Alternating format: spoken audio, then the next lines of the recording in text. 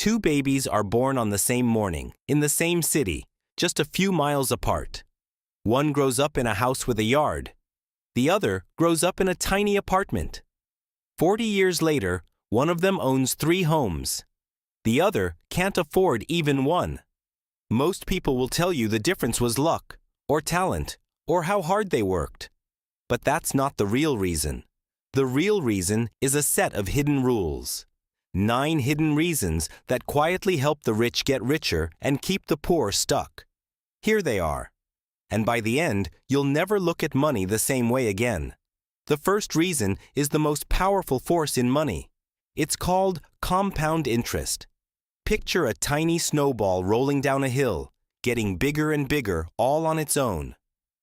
When a rich person invests, their money grows like that snowball, even while they sleep.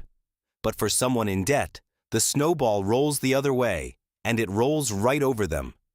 Every month, interest piles onto interest. The rich earn it. The poor pay it. The second reason is about what people actually buy with their money. When the poor get extra cash, they often buy things that lose value, like a nicer car. When the rich get extra cash, they buy things that make money, like a business or shares. One buys things that put money in their pocket. The other buys things that take it out, so even with the same paycheck, their futures slowly move in opposite directions. The third reason sounds unfair, because it is. Being poor is expensive. A rich person buys in bulk, so each item ends up costing them less. A poor person buys one at a time and pays more for the exact same thing. They pay higher fees on small accounts and higher interest on small loans. The less money you have, the more each thing somehow seems to cost. The fourth reason is about something money can secretly buy. It can buy time. The rich pay others to clean, cook, and drive, freeing up hours in their day.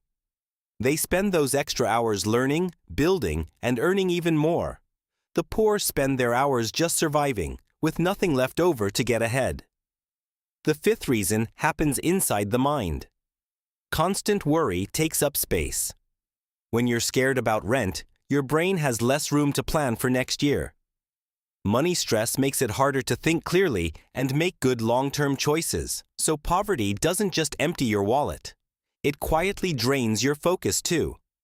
The sixth reason is about the people standing around you. The rich grow up surrounded by others who already understand how opportunity works. A single dinner conversation can hand them a job, a deal, or an investment. The poor often don't have those doors, so they never even know the doors exist. The seventh reason is about risk and who can actually afford to take it. If a rich person's bold idea fails, they still have a safety net to land on.